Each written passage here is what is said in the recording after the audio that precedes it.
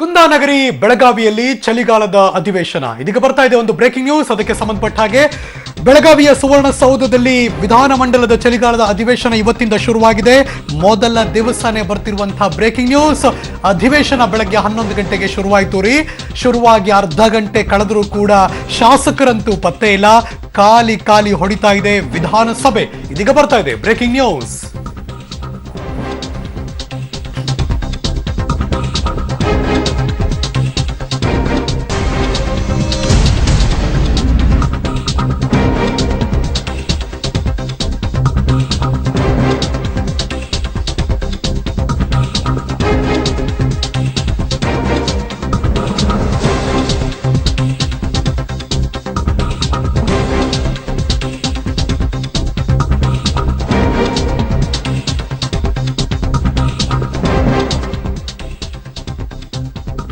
ಪ್ರತಿ ಅಧಿವೇಶನಗಳು ಬಂದಾಗ್ಲೂ ಕೂಡ ಜನರು ಆಸೆಗಣ್ಣಿನಿಂದ ನೋಡ್ತಾ ಇರ್ತಾರೆ. ನಮ್ಮ ಭಾಗದ ಶಾಸಕರು, ನಮ್ಮನ್ನ ಪ್ರತಿನಿಧಿಸ್ತಾ ಇರುವಂತಹ ಈ ಜನಪ್ರತಿನಿಧಿಗಳು ನಮ್ಮ ಪರವಾಗಿ ನಮ್ಮ ಕಷ್ಟಕ್ಕೆ ನಿಲ್ತಾರೆ ಅಂತ. ಆದ್ರೆ ಈಗ ಬರ್ತಿರುವಂತಹ ಬ್ರೇಕಿಂಗ್ ನ್ಯೂಸ್ ನೋಡಿ, ಇದು ನಮ್ಮ ಹಣೆ ಬರಹ ಅಂತ ಅನಿಸ್ತಾ ಇದೆ. ಎಲ್ಲಿ ಹೋದ್ರು ಆ ಶಾಸಕರು, ಎಲ್ಲಿ ಹೋದ್ರು ಸಚಿವರುಗಳು ಅಂತ. ಮೊದಲ ದಿನವೇ ಖಾಲಿ ಹೊಡಿತಾ ಇದೆ ಬೆಳಗಾವಿಯ ಸುವರ್ಣಸೌಧದ ವಿಧಾನಮಂಡಲದ ಚಳಿಗಾಲದ ಅಧಿವೇಶನ. ವಿಧಾನಸಭೆಯಲ್ಲಂತೂ ಆ ಶಾಸಕರು ಮತ್ತು ಸಚಿವರು ಪತ್ತೆನೇ ಇಲ್ಲ. ಎಷ್ಟು 70% ಶಾಸಕರು ವಿಧಾನಸಭಾ ಕಲಾಪದಲ್ಲಿ ಕಾಣಿಸ್ಕೊಂಡೇ ಇಲ್ಲ. ಅವರ ಎಲ್ಲ ಆಸನಗಳು ಕೂಡ ಅಲ್ಲಿ ಖಾಲಿ ಕಾಣಿಸ್ತಾ ಇದೆ. ಅಲ್ಲಿರೋರಾದ್ರೂ ಯಾರು ಅಂದ್ರೆ ಭಾರತೀಯ ಜನತಾ ಪಕ್ಷದ 20 ಶಾಸಕರು, ಇನ್ನು ಸಚಿವರನ್ನೂ ಒಳಗೊಂಡು ಕಾಂಗ್ರೆಸ್ ಅಂದ್ರೆ ಆಡಳಿತ ರೂಢ ಪಕ್ಷದ ಕಥೆ ಇದು. ಬರೀ 28 ಜನ ಮಾತ್ರ ಇದ್ದಾರೆ. ಇನ್ನು JDS ನ 5-6 ಶಾಸಕರು ಮಾತ್ರ ಭಾಗಿಯಾಗಿದ್ದಾರೆ. ಹಾಗಾದ್ರೆ ಇದ್ದಾರಲ್ಲ ಸ್ವಾಮಿ, ಅಷ್ಟೂ ಗಟ್ಲೆ ಶಾಸಕರು ಮತ್ತು ಸಚಿವರುಗಳು ಎಲ್ಲಿ ಹೋದರು? ಇದು ಪ್ರಶ್ನೆ ಇಡೀ ಕರ್ನಾಟಕದ ಜನತೆಯನ್ನ ಕಾಡ್ತಾ ಇದೆ. ನೀವು ನೋಡ್ತಿರುವಂತಹ ದೃಶ್ಯಾವಳಿಗಳು ಇವತ್ತಿನ ವಿಧಾನಸಭೆ ಶುರುವಾದಾಗ ಹೇಗಿತ್ತು ಬೆಳಗಾವಿಯಲ್ಲಿ ಅಂತ.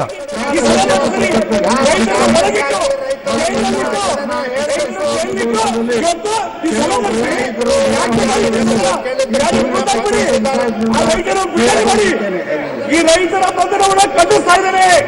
ಈ ರೈತರ ಬಂಧನವನ್ನು ಕಟ್ಟಿಸ್ತಾ ಇದ್ದಾರೆ. ಆ ರೈತರ ಬಿಡುಗಡೆ ಮಾಡಿ.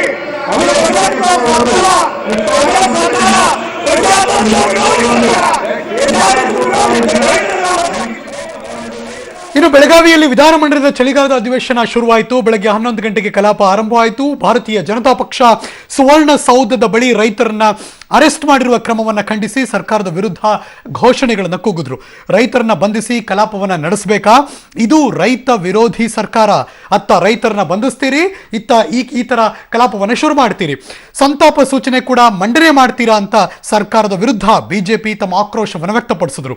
ಇದಕ್ಕೆ ಉತ್ತರಿಸಿದಂತಹ ಮುಖ್ಯಮಂತ್ರಿ ಸಿದ್ದರಾಮಯ್ಯನವರು ರೈತರನ್ನ ಬಿಡುಗಡೆ ಮಾಡೋದಕ್ಕೆ ಆದೇಶ ಕೊಟ್ಟಿದ್ದೇನೆ, ಮುಂಜಾಗ್ರತಾ ಕ್ರಮವಾಗಿ ರೈತರನ್ನ ಬಂಧಿಸಲಾಯಿತು ಅಂತ ಹೇಳಿಕೆ ಕೊಟ್ಟರು. ಅಗಲಿದ ಗಣ್ಯರಿಗೆ ಸಂತಾಪ ಸೂಚಿಸಿದ ಬಳಿಕ ಕಲಾಪವನ್ನ ಮಧ್ಯಾಹ್ನ 12 ಗಂಟೆ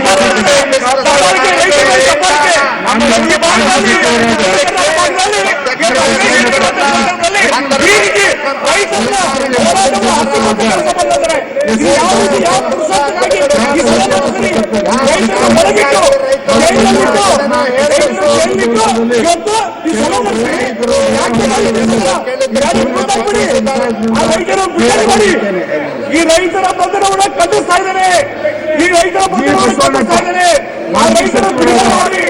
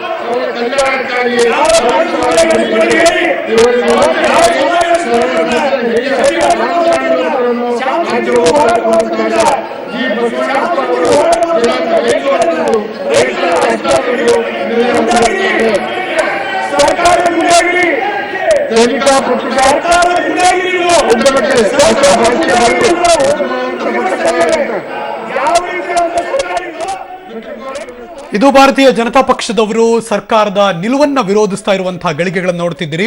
ಈ ತರ ಗದ್ದಲ ಗಲಾಟೆ ಕಲಾಪವನ್ನು ಬಲಿ ತೆಗೆದುಕೊಂಡು ಬರುತ್ತೆ. ಇದಕ್ಕೆ ತಡೆಯೋದಕ್ಕೆ ವಿಧಾನಸಭೆ ನಿಯಮಾವಳಿಗಳನ್ನ ತಿದ್ದುಪಡಿ ಕೂಡ ಮಂಡನೆಯಾಗಿದೆ. ಲೋಕಸಭೆಯಲ್ಲಿ ಸ್ಪೀಕರ್ ಕೆ.ಬಿ. ಕೋಳಿವಾಡ್ ತಿದ್ದುಪಡಿಯನ್ನ ಮಂಡಿಸಿದ್ರು. ಹಾಗಾದ್ರೆ ಹೊಸ ನಿಯಮಗಳನ್ನ ಏನಿದೆ ಅಂತ ನೋಡೋದಾದ್ರೆ ಬೆಳಗಿನ ಕಲಾಪಗಳಲ್ಲಿ ನಿಯಮಾವಳಿಗಳು ಸೂಚನೆ ಮೇಲಿನ ಚರ್ಚೆಗೆ ಅವಕಾಶ ಇಲ್ಲ. ಕಲಾಪ ಆರಂಭದ 3 ಗಂಟೆಗಳ ಕಾಲ ಪ್ರಶ್ನೋತ್ತರ ಕಲಾಪ ನಡಿಬೇಕು. ಶೂನ್ಯ ವೇಳೆ ಯಾವುದೇ ಅಡೆತಡೆ ಇಲ್ಲದೆ ನಡಿಬೇಕು ಅನ್ನೋ ಅಂಶಗಳನ್ನು ಇದು ಒಳಗೊಂಡಿದೆ. ಹೊಸ ನಿಯಮಾವಳಿಗಳ ಮಂಡನೆ ಕೂಡ ಆಗಿದೆ. ಇದು ಚಳಿಗಾಲದ ಅಧಿವೇಶನದ ಈ ಬಾರಿಯ ವಿಶೇಷತೆ. ಇದು ನೆನ್ನೆನೂ ಕೂಡ ಗೊತ್ತಾಗಿತ್ತು. ಅದನ್ನು ಸ್ಪೀಕರ್ ನೆನ್ನೆನೂ ಕೂಡ ಹೇಳಿದರು. ಹೊಸತನವನ್ನು ಹೊಸ ನಿಯಮಾವಳಿಗಳನ್ನು ತರೋದಕ್ಕೆ ಬಯಸಿದ್ದೇವೆ ಈ ಬಾರಿ ಅಂತ ಕೂಡ ಸ್ಪೀಕರ್ ಕೆ.ಬಿ. ಕೋಳಿವಾಡ್ ಅವರು ನೆನ್ನೆ ಕೂಡ ಮಾತಾಡಿದರು. ಹೀಗಾಗಿ ಅದು ಈ ಬಾರಿ ಬೆಳಗಾವಿಯ ಚಳಿಗಾಲದ ಅಧಿವೇಶನದಲ್ಲಿ ಮಂಡನೆಯಾಗಿದೆ.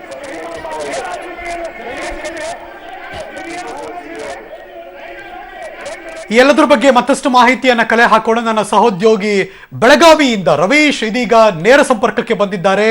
ನಮಸ್ಕಾರ ರವೀಶ್. ಈ ಬಾರಿಯ ಬೆಳಗಾವಿಯ ಅಧಿವೇಶನ ಒಂದಷ್ಟು ಕುತೂಹಲವೂ ಕೂಡ ಇತ್ತು, ಏನಾಗಬಹುದು ಈ ಬಾರಿ ಅಂತ. ಹಲವಾರು ಬೆಳವಣಿಗೆಗಳನ್ನು ಗಮನಿಸಿ ಹೇಗೆ ಶುರುವಾಯಿತು, ಹೇಗೆಲ್ಲ ನಡೀತಾ ಇದೆ ಈಗ?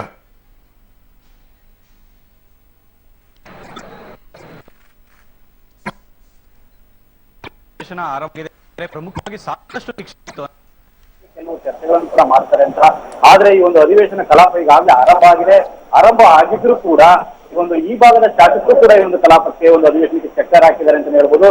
ಯಾಕೆಂದ್ರೆ ಈಗಾಗಲೇ ಅಧಿವೇಶನ ಆರಂಭ ಆದ ತಕ್ಷಣದಲ್ಲಿ ಕೇವಲ 40 ಶಾಸಕರು ಇದ್ರು. ಆ ಬಳಿಕ ಸುಮಾರು 60 ಶಾಸಕರಾದ್ರು ಒಟ್ಟಾರೆಯಾಗಿ. ಅಂದ್ರೆ ಈ ಭಾಗದ ಶಾಸಕರು ಕೇವಲ 25 ಶಾಸಕರು ಮಾತ್ರ ಇದ್ರು. ಅಂದ್ರೆ ಉತ್ತರ ಕರ್ನಾಟಕ ಭಾಗದ ಶಾಸಕರು ಕೇವಲ 25 ಶಾಸಕರು ಮಾತ್ರ ಈ ಒಂದು ಸದನದಲ್ಲಿ ಹಾಜರಿದ್ರು. ಹಾಗಾಗಿ ಎಲ್ಲೋ ಒಂದ್ರೆ ಶಾಸಕರ ನಿರಾಸಕ್ತಿ ಈ ಒಂದು ಅಧಿವೇಶನದಲ್ಲಿ ಎದ್ದು ಕಾಣ್ತಾ ಇತ್ತು ಅಂತ ಹೇಳ್ಬಹುದು. ಹಾಗಾಗಿ ಇದು ಕೂಡ ಈ ಭಾಗದ ಜನರ ಒಂದು ಆಕ್ರೋಶಕ್ಕೆ ಕಾರಣವಾಗಿದೆ ಅಂತ ಹೇಳ್ಬೋದು. ಇದ್ರ ಜೊತೆಗೆ ಕಲಾಪ ಆರಂಭ ಆಗ್ತಾ ಇದ್ದಂತೆ ರೈತರ ಬಂಧನವನ್ನ ಖಂಡಿಸಿ ಒಂದು ಬಿಜೆಪಿ ಸದನದ ಬಾವಿಯಿಂದ ಪ್ರತಿಭಟನೆ ಮಾಡಿತು. ಅಂದ್ರೆ ಒಂದು ರೀತಿಯಲ್ಲಿ ಕರ್ಫ್ಯೂ ಜಾರಿಯಾಗದಂತಹ ಪರಿಸ್ಥಿತಿ ನಿರ್ಮಾಣ ಆಗಿತ್ತು ಒಂದು ಬೆಳಗಾವಿಯಲ್ಲಿ. ಹಾಗಾಗಿ ರೈತರನ್ನ ಬಿಡುಗಡೆ ಮಾಡಬೇಕು ಅಂತಲೂ ಕೂಡ ಈಗಾಗಲೇ ಒಂದು ಸದನದಲ್ಲಿ ಜಗದೀಶ್ ಶೆಟ್ಟರ್ ಪ್ರಸ್ತಾಪ ಮಾಡಿ ಸದನದ ಬಾವಿಗಳು ಪ್ರತಿಭಟನೆಯನ್ನು ಕೂಡ ನಡೆಸಿದ್ರು. ಈ ಸಂದರ್ಭದಲ್ಲಿ ಮಧ್ಯಪ್ರವೇಶ ಮಾಡಿದಂತಹ ಮುಖ್ಯಮಂತ್ರಿ ಸಿದ್ದರಾಮಯ್ಯ ಅವರು ಎಲ್ಲಾ ರೈತರನ್ನು ಕೂಡ ಬಿಡುಗಡೆ ಮಾಡುತ್ತೇವೆ, ಮುಂಜಾಗ್ರತಾ ಕ್ರಮವಾಗಿ ರೈತರನ್ನ ಬಂಧನ ಮಾಡಿದ್ದು ಅನ್ನೋದು ಕೂಡ ಈಗ ಹೇಳಿದ್ರು. ಕೆಲವು ಸಾಕಷ್ಟು ರೈತರನ್ನು ಕೂಡ ಬಿಡುಗಡೆ ಮಾಡಿದ್ರು ಅಂತ ಕೂಡ ಹೇಳಿದ್ರು. ಇದರ ಜೊತೆಗೆ ಕಲಾಪ ಆರಂಭ ಆಗ್ತಾನೆ ಸಂತಾಪ ಸೂಚನೆಯು ಕೂಡ ನಡೆಯುತ್ತಾಗಲಿದೆ ಗಣ್ಯರಿಗೆ. ಅದ್ರ ಜೊತೆಗೆ ಪ್ರಮುಖವಾಗಿ ಈ ಒಂದು ವಿಧಾನಸಭೆಯ ನಿಯಮಾವಳಿಗಳ ಏನಿದೆ ಆ ಒಂದು ಸಮಿತಿ ಏನಿದೆ ಆ ಸಮಿತಿಯ ಒಂದು ಶಿಫಾರಸುಗಳು ಕೂಡ ಮಂಡನೆ ಆಗಿದೆ. ಅಂದ್ರೆ ಪ್ರಮುಖವಾಗಿ ಒಂದು ಸಭೆಯಲ್ಲಿ ಸದನದಲ್ಲಿ ಯಾವ ರೀತಿ ಇರಬೇಕು ಅನ್ನೋದ್ರ ಬಗ್ಗೆ ಕೂಡ ಹೊಸ ನಿಯಮಾವಳಿಗಳನ್ನು ಕೂಡ ತಯಾರಿಸಿದ್ದಾರೆ. ಅದಕ್ಕೆ ತಿದ್ದುಪಡಿಯನ್ನು ಕೂಡ ತಂದಿದ್ದಾರೆ. ಆ ಒಂದು ನಿಯಮಾವಳಿಗಳು ಕೂಡ ಮಂಡನೆ ಆಗಿದೆ. ಹೀಗಾಗಿ ಅದಕ್ಕೆ ಸಂಬಂಧಪಟ್ಟಂತೆ ಕಲಾಪ ಸಲಹಾ ಸಮಿತಿ ಸಭೆ ಕೂಡ ನಡೀತಾ ಇದೆ. ಅಂದ್ರೆ ಸದನವನ್ನ 1 ಗಂಟೆಗಳ ಕಾಲ ಮುಂದೂಡಿರ್ತಕ್ಕಂತಹ ಸ್ಪೀಕರ್ ಕೋಳಿವಾಡ ಅವರು ಈಗ ಒಂದು ಕಲಾಪ ಸಲಹಾ ಸಮಿತಿ ಸಭೆಯಲ್ಲಿ ಆ ಒಂದು ನಿಯಮಾವಳಿಗಳ ಬಗ್ಗೆ ಚರ್ಚೆ ನಡೆಸ್ತಾ ಇದ್ದಾರೆ. ರವೀಶ್, ಮೆಜಾರಿಟಿ ವೋಟ್ ಪಡೆದು ನಮ್ಮನ್ನು ಆಳ್ತಿರುವಂತಹ ಕಾಂಗ್ರೆಸ್ ಪಕ್ಷ, ಬಿಜೆಪಿಯವರು ಬಿಡಿ, ಆಮೇಲೆ ಮಾತಾಡೋಣ, ಆಡಳಿತಾರೂಢ ಪಕ್ಷದ ಶಾಸಕರು ಮತ್ತು ಸಚಿವರು ಸೇರಿ ಬರೀ 28 ಜನ ಇದ್ದಾರೆ ಕಲಾಪದಲ್ಲಿ. ಅಂದ್ರೆ ನಮ್ಮನ್ನು ಆಳ್ತಿರುವಂತಹ ಸರ್ಕಾರದ ಪ್ರತಿನಿಧಿಗಳಿಗೆ ಇಂಟ್ರೆಸ್ಟ್ ಇಲ್ವಾ ಅಂತ ಈ ಅಧಿವೇಶನ ಹಾಗಿದ್ರೆ ಇದು ಏನ್ ಮೆಸೇಜ್ ಪಾಸ್ ಮಾಡ್ತಿದೆ? ಹಾಗಿದ್ರೆ ಎಲ್ಲಿ ಹೋದ್ರು ಎಲ್ಲರೂ ಕೂಡ ಎನಿ ಇನ್ಫಾರ್ಮೇಶನ್ ಅದ್ರ ಬಗ್ಗೆ? ಹರೀಶ್, ಈ ಬಗ್ಗೆ ಈ ಒಂದು ಕಾಂಗ್ರೆಸ್ನ ನಾಯಕರು ಮುಖಂಡರಿಗೆ ಕೂಡ ಇಲ್ಲಿ ಯಾವುದೇ ರೀತಿಯ ಸ್ಪಷ್ಟತೆ ಇಲ್ಲ. ಅಂದ್ರೆ ಸಚಿವರಾದವರು ಕೂಡ ಮತ್ತೆ ನಾಯಕರಾದವರು ಕೂಡ ಯಾವುದೇ ರೀತಿಯ ಸ್ಪಷ್ಟತೆ ಇಲ್ಲ. ಅಂದ್ರೆ ಶಾಸಕರೆಲ್ಲ ಎಲ್ಲಿ ಹೋಗ್ತಾರೆ ಅನ್ನೋದು ಕೂಡ. ಯಾಕೆಂದ್ರೆ ಯಾವ್ದಾದ್ರು ಒಂದು ಬಿಲ್ ಪಾಸ್ ಆಗ್ಬೇಕಾದ್ರೆ ಅವ್ರಿಗೆ ವಿಪ್ಪನ್ನ ಜಾರಿ ಮಾಡ್ತಾರೆ, ಎಲ್ಲಾ ಶಾಸಕರು ಕೂಡ ಹಾಜರಿರಬೇಕು ಅಂತ ಹೇಳ್ತಾರೆ. ಆದ್ರೆ ಇಂತಹ ಸಂದರ್ಭದಲ್ಲಿ ಅವರು ಯಾವುದೇ ರೀತಿ ಶಾಸಕರು ಕೂಡ ಬರದೇ ಇರೋದಕ್ಕೆ ಯಾವ ರೀತಿ ಕ್ರಮಗಳನ್ನು ಕೈಗೊಳ್ತಾರೆ ಅಂದ್ರೆ ಮೊದಲೇ ಕೂಡ ಸಭೆಯನ್ನು ಕರೆದು ಎಲ್ಲಾ ಶಾಸಕರು ಕೂಡ ಭಾಗವಹಿಸಬೇಕು, ಒಂದು ಉತ್ತರ ಕರ್ನಾಟಕ ಭಾಗದ ಒಂದು ಚರ್ಚೆಯಲ್ಲಿ ಪಾಲ್ಗೊಳ್ಬೇಕು ಅಂತ ಒಂದು ನಿರ್ದೇಶನ ಕೊಟ್ಟಿದ್ದೆ. ಈ ಒಂದು ಸ್ಥಿತಿ ಬರ್ತಾ ಇರಲಿಲ್ಲ ಅಂತ ಕೂಡ ಇಲ್ಲಿ ಕೇಳಿ ಬರ್ತಾ ಇರ್ತಕ್ಕಂತಹ ಚರ್ಚೆ. ಅದ್ರ ಜೊತೆಗೆ ಈಗಾಗಲೇ ವಿಪಕ್ಷಗಳು ಕೂಡ ಈ ಒಂದು ನಿರಾಸಕ್ತಿ ಕಾಣ್ತಾ ಇತ್ತು ಅಂತ ಹೇಳಿದ್ರೆ, ಯಾಕಂದ್ರೆ ಜೆಡಿಎಸ್ ನ ನಾಯಕರಾಗಿರ್ತಕ್ಕಂತಹ ಕುಮಾರಸ್ವಾಮಿ ಕೂಡ ಈ ಒಂದು ಆರಂಭದಲ್ಲಿ ಗೈಡ್ ಆಗಿದ್ರು. ಹಾಗಾಗಿ ಎಲ್ಲೋ ಒಂದ್ ಕಡೆ ಆಡಳಿತ ವಿಪಕ್ಷಗಳ ಸದಸ್ಯರಲ್ಲಿ ಒಂದು ರೀತಿಯಲ್ಲಿ ನಿರಾಸಕ್ತಿ ಇದೆ. ಹಾಗಾಗಿ ಈ ಒಂದು ಅಧಿವೇಶನ ಕೇವಲ ನಾಮಕಾವಸ್ಥೆಗೆ ಮಾತ್ರ ನಡೀತಾ ಇರತಕ್ಕಂಥ ಅಧಿವೇಶನ ಅನ್ನೋದು ಕೂಡ ಇಲ್ಲಿನ ಒಂದು ಜನರ ಒಂದು ಚರ್ಚೆಯಾಗಿದೆ. ಓಕೆ, ಬಟ್ ವಿ ಹರ್ಡ್ ಮಗದೊಬ್ಬ ಆಡಳಿತಾರೂಢ ಪಕ್ಷದ ಸಚಿವರ ಮನೆಯಲ್ಲಿ ಏನೋ ಫಂಕ್ಷನ್ ಇದೆ, ಹೀಗಾಗಿ ತುಂಬಾ ಜನ ಅಲ್ಲಿ ಇದ್ದಾರೆ ಏನೋ ಮಾಹಿತಿ, ನಿಜಾನ ಇದು?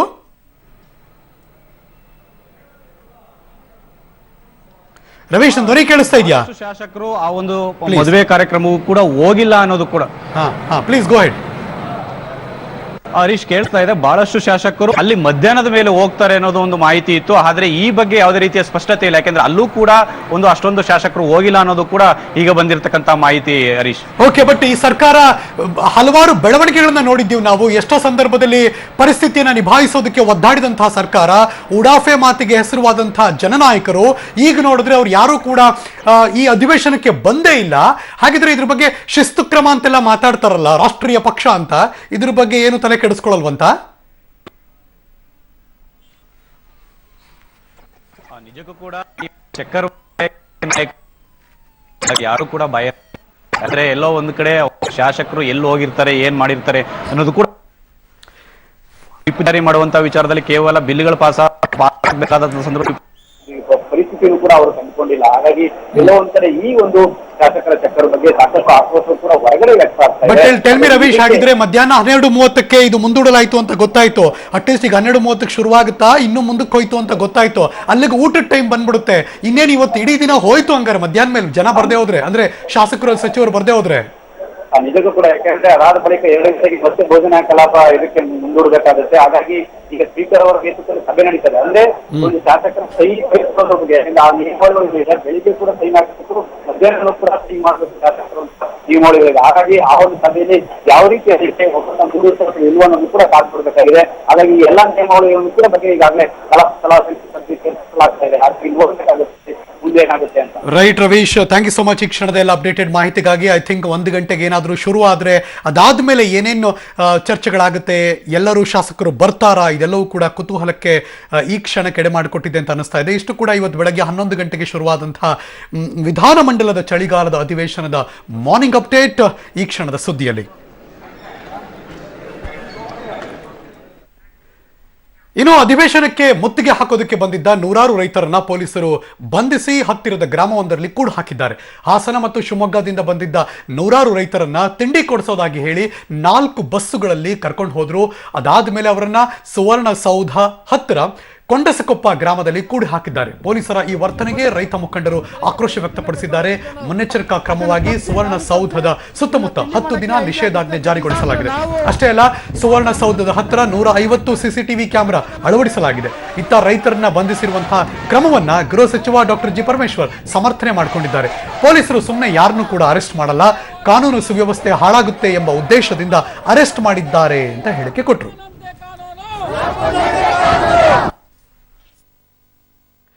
ಇದರ ಬಗ್ಗೆ ಮತ್ತಷ್ಟು ಮಾಹಿತಿ ನನ್ನ ಸಹೋದ್ಯೋಗಿ ಬೆಳಗಾವಿಯಿಂದ ದಿಲೀಪ್ ಕುಲಂದವಾಡೆ ನನ್ನ ಜೊತೆ ದೂರವಾಣಿ ಸಂಪರ್ಕದಲ್ಲಿದ್ದಾರೆ. ದಿಲೀಪ್, ನಮಸ್ಕಾರ. ಒಂದ್ ಕಡೆ ನಾವು ಸರ್ಕಾರ ರೈತರ ಪರ ಯಾವಾಗ್ಲೂ ಇರ್ತೀವಿ ಅಂತ ಬರೀ ಬಾಯಿ ಮಾತಿಗಷ್ಟೇ ಸೀಮಿತ ಆಗೋಯ್ತಲ್ಲ, ಇದುವರೆಗೂ ಅವರು ಕಾರ್ಯಗತ ಮಾಡಿದ್ದನ್ನು ನಾವು ನೋಡೇ ಇಲ್ಲ. ಎಗೈನ್ ಬೆಳಗಾವಿಯ ಈ ಅಧಿವೇಶನದಲ್ಲಿ ಮೊದಲ ದಿನಸವೇ ಇದೊಂದು ರೀತಿ ಬೇರೆ ಆಯಾಮಕ್ಕೆ ತೆರೆದುಕೊಳ್ತಾ ಇದೆ ಅಂತ ಅನಿಸ್ತಾ ಇದೆ. ಹಾಗಿದ್ರೆ ಈ ಪ್ರತಿಭಟನೆಯ ಕಾವು ಹೇಗಿದೆ ಈಗ? ಎಲ್ಲ ರೈತರನ್ನ ಕೂಡ ಬಂಧನ ಮಾಡಿರುವಂಥದ್ದು, ರೈತ ಮುಖಂಡರು ಕೂಡ ಬಂಧನ ಮಾಡಿರುವಂಥದ್ದು. ಮುಖ್ಯವಾಗಿ ಇಲ್ಲಿ ಏನಂತಂದ್ರೆ ಹತ್ತು ತಾಲೂಕುಗಳಿಂದ ದಿಲೀಪ್, ಐ ಥಿಂಕ್ ರೀಕನೆಕ್ಟ್ ಮಾಡ್ತೀವಿ ಅಂತ ಅನಿಸ್ತಾ ಇದೆ. ಬಿಕಾಸ್ ನನಗೆ ಗೊತ್ತು ನೀವು ಅಲ್ಲಿರುವಂತಹ ಜಾಗದಲ್ಲಿ ಮತ್ತಷ್ಟು ಪ್ರೊಟೆಸ್ಟ್ಗಳು, ಜನನಿಬಿಡ ವಾತಾವರಣದಲ್ಲಿ ಇದ್ದೀರಾ ಅಂತ. I will come back to you. ನಿಮ್ಮ ಜೊತೆ ಮಾತಾಡೋಕೆ ನಾನು ವಾಪಸ್ ಬರ್ತೀನಿ. ನೀವು ನೋಡ್ತಿರುವಂತಹ ದೃಶ್ಯಾವಳಿಗಳು, ನೂರಾರು ರೈತರು ಇವತ್ತು ವಿಧಾನಮಂಡಲದ ಚಳಿಗಾಲದ ಅಧಿವೇಶನ ಶುರುವಾಗುತ್ತೆ ಅಂತ ಗೊತ್ತು. ಕೋಡಿಹಳ್ಳಿ ಚಂದ್ರಶೇಖರ್ ನೆನ್ನೆನೇ ಸ್ಟೇಟ್ಮೆಂಟ್ ಕೊಡ್ತಾ ಇದ್ರು, ಕಬ್ಬು ಬೆಳೆಗೆ ನಮಗೆ ಬೆಂಬಲ ಬೆಲೆ ನಿಗದಿ ಆಗಬೇಕು, ರೈತರು ಪಡ್ತಿರುವಂತಹ ಕಷ್ಟಕ್ಕೆ ಈ ಬಾರಿ ಆದರೂ ನಮ್ಮನ್ನು ಆಳ್ತಿರುವಂತಹ ಕಾಂಗ್ರೆಸ್ ಪಕ್ಷ ಬರೀ ಬಾಯಿ ಮಾತಲ್ಲಿ ಹೇಳಿಕೆ ಕೊಡ್ತಿದ್ದಾರೆ. ಆದ್ರೆ ಈ ಬಾರಿ ನಮಗೆ ನ್ಯಾಯ ಸಿಗಲೇಬೇಕು, ಇಲ್ಲಾಂದ್ರೆ ನಮ್ಮ ಹೋರಾಟ ಕೂಡ ಜಾರಿಯಲ್ಲಿರುತ್ತೆ. ಇನ್ನೊಂದು ಕಡೆ ಕಳೆದ ವರ್ಷ ನಾವು ನೋಡಿದ್ದೀವಿ ನೂರಾರು ರೈತರು ಆತ್ಮಹತ್ಯೆ ಮಾಡಿಕೊಳ್ಳುವಂತಹ ಸಂದರ್ಭಗಳನ್ನ. ಹೀಗಾಗಿ ನಮಗೆ ನ್ಯಾಯ ಬೇಕೇ ಬೇಕು ಅಂತ ಕೋಡಿಹಳ್ಳಿ ಚಂದ್ರಶೇಖರ್ ಅವರು ನಿನ್ನೆ ಕೂಡ ಮಾತಾಡಿದ್ರು. ಇದೀಗ ಮತ್ತಷ್ಟು ಮಾಹಿತಿ ನನ್ನ ಸಹೋದ್ಯೋಗಿ ಮತ್ತೆ ರೀಕನೆಕ್ಟ್ ಆಗಿದ್ದಾರೆ ದೂರವಾಣಿ ಸಂಪರ್ಕದಲ್ಲಿ. ದಿಲೀಪ್, ನನ್ನ ಧ್ವನಿ ಕೇಳಿಸ್ತಾ ಇದೆಯಾ ದಿಲೀಪ್? ಹೌದು ಹರೀಶ್. ದಿಲೀಪ್, ಈ ಬೆಳವಣಿಗೆ ಮತ್ತಷ್ಟು ಪಕ್ಷದ ಆಡಳಿತಾತ್ಮಕತೆಯನ್ನ ಪ್ರಶ್ನೆ ಮಾಡೋ ಹಾಗೆ ಮಾಡಿಬಿಟ್ಟಿದೆ. ಒಂದ್ ಕಡೆ ಡಾಕ್ಟರ್ ಪರಮೇಶ್ವರ್ ಅವರು ಇದನ್ನ ಸಮರ್ಥನೆ ಮಾಡ್ಕೋತಾರೆ. ಈ ಬೆಳವಣಿಗೆ ನೋಡಿದ್ರೆ ಎಲ್ಲೋ ಅಯೋಮಯ ಅಂತ ಅನಿಸ್ತಾ ಇದೆ. ಏನ್ ನಡೀತಿದೆ ಬೆಳವಣಿಗೆ ಈಗ? ಬಹಳಷ್ಟು ಬೆಳಗಾವಿ ಮಹಾನಗರದಲ್ಲಿ ಏನು ಕುಂದಾನಗರಿ ಅಂತ ಹೇಳ್ತೀವಿ, ಬಹಳಷ್ಟು ರೈತರಿಗೆ ತೊಂದರೆ ಆಗ್ತಾ ಇರುವಂತದ್ದು. ಮುಖ್ಯವಾಗಿ ಏನಂತಂದ್ರೆ ಬೆಳಗಾವಿ ಮಹಾನಗರಕ್ಕೆ ಬರ್ತಕ್ಕಂಥ ಎಲ್ಲ ರಸ್ತೆಗಳನ್ನ ತಡೆದು ಅಲ್ಲಿ ರೈತರಿದಾರ ಅಥವಾ ಹಸಿರು ಟ್ರಾವೆಲರ್ ಹಾಕೊಂಡಿದಾರ, ಎಲ್ಲರಿಗೂ ಕೂಡ ಏನಂತಾರೆ ಕೆಳಗಿಳಿಸಿ ಬೇರೆ ಕಡೆ ಕರ್ಕೊಂಡು ಹೋಗ್ತಾ ಅಂತ ಸುಮಾರು ರಾತ್ರಿ 3 ಗಂಟೆಯಿಂದನೇ ಕೂಡ ಈ ಒಂದು ಪ್ರೊಸೆಸ್ ಚಾಲು ಹೋಗಿರುವಂತದ್ದು ಹರೀಶ್. ಹೀಗಾಗಿ ಬಹಳಷ್ಟು ರೈತ ಮುಖಂಡರು, ಕೇವಲ ರೈತ ಮುಖಂಡರು ಮಾತ್ರ ಬಂದಿದ್ದಾರೆ. ಆದ್ರೆ ನಿಜವಾಗಿ ಹೋರಾಟಗಾರ ಮಾಡ್ತಕ್ಕಂಥ ರೈತ ಯಾರಿದ್ದಾರೆ ಎಲ್ಲರೂ ಕೂಡ ಏನಂತಾರೆ ಬಂಧನಕ್ಕೊಳಗಾಗಿರುವಂತದ್ದು ಹರೀಶ್. ಓಕೆ, ಬಟ್ ಈಗ ಅವ್ರನ್ನೆಲ್ಲ ಅರೆಸ್ಟ್ ಮಾಡಿದ್ದಾರಲ್ಲ ಮುಖ್ಯಮಂತ್ರಿಗಳು, ಅವ್ರನ್ನ ರಿಲೀಸ್ ಮಾಡೋಕೆ ಆರ್ಡರ್ ಕೊಟ್ಟಿದ್ದೀನಿ ಅಂದ್ರು. ಅದು ಅಂದ್ರೆ ಆರ್ಡರ್ ಕೊಟ್ಟಿರೋದಕ್ಕೆ ಅವ್ರನ್ನ ರಿಲೀಸ್ ಮಾಡಲಾಗಿದೆಯಾ ಇಲ್ವಾ? ಇಲ್ಲ, ಯಾರನ್ನೂ ಕೂಡ ರಿಲೀಸ್ ಮಾಡ್ತಾ ಇಲ್ಲ. ಇಲ್ಲಿ ಏನು ಬೆಳಗಾವಿ ಏನ್ ಮಹಾನಗರದ ಚೆನ್ನಮ್ಮ ಸರ್ಕಲ್ ಏನು ಪ್ರತಿಭಟನೆ ಮಾಡ್ತಾ ಇದ್ದು ಕೋಡಿಹಳ್ಳಿ ಚಂದ್ರಶೇಖರ್ ಮತ್ತೆ ಎಲ್ಲ ಮುಖಂಡರು ಅವರನ್ನು ಕೂಡ ಏನಂತಾರೆ ಇಲ್ಲಿ ಬಂಧನ ಮಾಡಿರುವಂತದ್ದು ತಾವು ಚಿತ್ರಗಳೆಲ್ಲ ನೋಡ್ಬೋದು.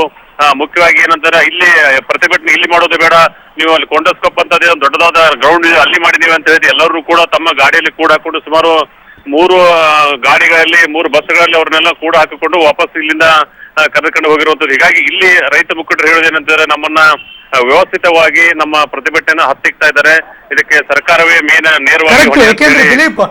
It was expected. ಈ ತರ ರೈತರು ಬರ್ತಾರೆ, ಅಧಿವೇಶನ ನಡೀತಾ ಇದೆ, ಉತ್ತರ ಕರ್ನಾಟಕ ಭಾಗದಲ್ಲಿ ಜನ ಈಗಾಗಲೇ ಸಿಡಿದೆದ್ದಿದ್ದಾರೆ, ಅವರೆಲ್ಲರೂ ಕೂಡ ಬರ್ತಾರೆ ಅನ್ನೋದು ಗೊತ್ತು ಸನ್ಮಾನ್ಯ ಮುಖ್ಯಮಂತ್ರಿಗಳು ಅಥವಾ ಆಡಳಿತಾರೂಢ ಸರ್ಕಾರಕ್ಕೆ. ಆಚೆಗೆ ಬಂದು ಒಂದ್ಸರಿ ಅವ್ರನ್ನ ಅಡ್ರೆಸ್ ಮಾಡಿ ನಿಮ್ಮ ಪರಿಹಾರವನ್ನ ನಾವು ಖಂಡಿತವಾಗ್ಲೂ ಮಾಡ್ತೀವಿ, ಈ ಬಾರಿ ಒಳಗಡೆ ಅಧಿವೇಶನ ನಡೆಯಕ್ಕೆ ಅವ್ನು ಅನುಕೂಲ ಮಾಡ್ಕೊಳ್ಳಿ ಅಂತ ಯಾಕೆ ಅದನ್ನ ಆ ದೊಡ್ಡತನ ತೋರಿಸಲ್ಲ? ಯಾಕೆ ಇವ್ರನ್ನೆಲ್ಲ ಅರೆಸ್ಟ್ ಮಾಡ್ತಾರೆ? ಅವ್ರೇನ್ ಗುಂಡಾಗಳ ರೌಡಿಗಳ ಏನಂತ ಟ್ರೀಟ್ ಮಾಡ್ತಾರೆ ಸರ್ಕಾರ ಆಗಿದ್ರೆ? ಇದನ್ನೇ ಸಮರ್ಥನೆ ಬೇರೆ ಮಾಡ್ಕೋತಾರೆ ಗೃಹ ಸಚಿವರು. ಅದೇ ಇಲ್ಲಿ ಮುಖ್ಯವಾಗಿ ಹೇಳುವುದೇನಂತಂದ್ರೆ, ಕಳೆದ ಬಾರಿ ಏನು ಮಳೆಗಾಲದ ಅಧಿವೇಶನ ನಡೀತು ಬೆಳಗಾವಿಯಲ್ಲಿ, ಅವಾಗ ಸುಮಾರು 4 ರಿಂದ 5 ಗಂಟೆಗಳ ಕಾಲ 5 ತಾಸುಗಳ ಕಾಲ ರೈತರು ಬೃಹತ್ ಸಂಖ್ಯೆಯಲ್ಲಿ ಪ್ರತಿಭಟನೆ ಮಾಡಿ ರಾಷ್ಟ್ರೀಯ ಹೆದ್ದಾರಿನ ಬಂದ್ ಮಾಡಿದ್ರು. ಮತ್ತು ಬಹಳಷ್ಟು ಸರ್ಕಾರಕ್ಕೆ ಮುಜುಗರ ಕೂಡ ಉಂಟಾಗಿತ್ತು. ಯಾಕಂದ್ರೆ ಹೆದ್ದಾರಿ ಆರಂಭ ಮಾಡ್ಬೇಕಂದ್ರೆ ಬಹಳಷ್ಟು ಹರಸಾಹಸ ಪಟ್ಟಂತ ಸರ್ಕಾರ ರೈತ ಮುಖಂಡರನ್ನ ಒಳಗಡೆ ಕರ್ಕೊಂಡು ಹೋಗಿ ಸುವರ್ಣಸೌಧಗಳಿಗೆ ಕರ್ಕೊಂಡು ಹೋಗಿ ಮಾತನಾಡಿ ಕಡೆಗೆ ಸುಮಾರು 5 ಗಂಟೆ ನಂತರ ಹೆದ್ದಾರಿ ರಿಲೀಸ್ ಮಾಡುತ್ತೆ. ಹೀಗಾಗಿ ಇಲ್ಲಿ ಮೊದಲೇ ಇದನ್ನ ಪ್ಲಾನ್ ಅನ್ನು ಮಾಡ್ಕೊಂಡಿದ್ದಾರೆ ಪೊಲೀಸರು ಮತ್ತೆ ಜಿಲ್ಲಾಡಳಿತ ಜೊತೆಗೆ ಸರ್ಕಾರ. ಏನಂತಂದ್ರೆ ಬಹಳಷ್ಟು ರೈತರು ಕೂಡದ ಹಾಗೆ, ಬಹಳಷ್ಟು ರೈತರು ಮುತ್ತಿಗೆ ಹಾಕದ ಹಾಗೆ, ಬಹಳಷ್ಟು ರೈತರು ರಸ್ತೆ ರೋಕ ಮಾಡದ ಹಾಗೆ ಏನ್ ಮಾಡ್ಬೇಕು ಅಂತಂದ್ರೆ ಅವ್ರನ್ನೆಲ್ಲನ್ನ ಬರ್ತಕ್ಕಂಥವ್ರನ್ನ ತಡೆದು ಅವರ ಏನು ಸಂಖ್ಯೆ ಏನಿದೆ ಆ ಸಂಖ್ಯೆಯನ್ನು ಕಡಿಮೆ ಮಾಡಬೇಕು ಅಂತೇಳಿ. ಹೀಗಾಗಿ ಏನು ಕುರುಬರು ಶಾಂತಕುಮಾರ್ ಇರ್ಬೋದು, ಕೋಡಿಹಳ್ಳಿ ಚಂದ್ರಶೇಖರ್ ಎಲ್ಲರೂ ಮುಖಂಡರು ಮಾತ್ರ ಬಂದಿದ್ದಾರೆ. ಬೆಳಗಾವಿ ಇರ್ಬೋದು, ಬೇರೆ ಬೇರೆ ಕಡೆ ಜಿಲ್ಲೆಗಳಿಂದ ಎಲ್ಲ ಮುಖಂಡರು ಮಾತ್ರ ಬೆಳಗಾವಿ ಬಂದಿದ್ದಾರೆ. ಆದ್ರೆ ಅವ್ರು ಇರ್ತಕ್ಕಂಥ ಏನು ರೈತರಿದ್ದಾರೆ ಅವರೆಲ್ಲರೂ ಕೂಡ ಪೊಲೀಸರು ಬಂಧನ ಮಾಡಿ ಬೇರೆ ಬೇರೆ ಏನು ತಾಲೂಕುಗಳಲ್ಲಿ ಇಟ್ಟಿರುವಂತದ್ದು. Harish. Right Dilip, thank you so much ಈ ಕ್ಷಣದ ಮಾಹಿತಿಗಾಗಿ. ಮುಂದಿನ ಸುದ್ದಿಗಳಲ್ಲಿ ನಿಮ್ಮ ಹತ್ರ ವಾಪಸ್ ಬರ್ತೀನಿ, ಈ ಕ್ಷಣದ ಬೆಳವಣಿಗೆ ಏನೇನು ನಡೀತಾ ಇದೆ ಅಂತ. ಇಷ್ಟು ಕೂಡ ಬೆಳಗಾವಿಯ ಇವತ್ತಿನ ಚಳಿಗಾಲದ ಅಧಿವೇಶನಕ್ಕೂ ಮುಂಚೆ ರೈತರನ್ನ ಅರೆಸ್ಟ್ ಮಾಡಿದ್ದು, ಬೇರೆ ಊರು ಕರ್ಕೊಂಡು ಹೋಗಿರೋದು, ಅಲ್ಲಿಂದ ಮತ್ತೆ ಬೆಳಗಾವಿಗೆ ವಾಪಸ್ ಬಿಡದೆ ಅವ್ರನ್ನ ಅಲ್ಲೇ ಅರೆಸ್ಟ್ ಮಾಡಿರುವಂತಹ ಸನ್ನಿವೇಶಗಳು ನೋಡ್ತಾ ಇದ್ದಾರೆ. ಒಂದು ರೀತಿ ಸರ್ಕಾರ ಮಾಸ್ಟರ್ ಪ್ಲಾನ್ ಮಾಡಿ ಇವೆಲ್ಲವನ್ನು ಕೂಡ ನಿಭಾಯಿಸ್ತಾ ಇದೆ ಈ ತರ ಅಂತ ಅನಿಸ್ತಾ ಇದೆ. ಟಿಪ್ಪು ಜಯಂತಿ ಮಾಡಿದ್ದರಿಂದ ರಾಜ್ಯ ಸರ್ಕಾರಕ್ಕೆ ಬಂದಿದ್ದೇನು ಅನ್ನೋದು ನನಗೆ ಗೊತ್ತಿಲ್ಲ. ಕಾರಣ ಪಾರಂಪರಿಕವಾಗಿ ಚರಿತ್ರೆ ಭಾಗಗಳೇ ಭಾರತದ ಚುನಾವಣಾ ಚರಿತ್ರೆಯಲ್ಲಿ ನೋಡುವುದಾದರೆ ಸಾಮಾನ್ಯವಾಗಿ ಅಲ್ಪಸಂಖ್ಯಾತರು ಕಾಂಗ್ರೆಸ್ ಜೊತೆಯೇ ಇದ್ದಾರೆ. ಹಾಗಾಗಿ ಅವರ ಜೊತೆಯೇ ಇರುವವರನ್ನ ಮತ್ತೆ ಅವರನ್ನೇ ಮೆಚ್ಚಿಸಲು ಯಾಕೆ ಮಾಡ್ತಾರೆ ಅನ್ನೋದು ಒಂದು ಆರೋಪ. ಒಂದು ಬ್ರೇಕಿಂಗ್ ನ್ಯೂಸ್ ಇದೆ. ಯಲ್ಲಪ್ಪ ಮೃತದೇಹ ತಿಪ್ಪಗೊಂಡನಹಳ್ಳಿ ಜಲಾಶಯದಲ್ಲಿ ಈಗ ಪತ್ತೆಯಾಗಿದೆ ಅನ್ನುವಂತ ಬ್ರೇಕಿಂಗ್ ನ್ಯೂಸ್ ಸಿಗ್ತಾ ಇರುವಂತದ್ದು. 2 ದಿನಗಳ ಬಳಿಕ ಯಲ್ಲಪ್ಪನ ಮೃತದೇಹ ಪತ್ತೆಯಾಗಿದೆ.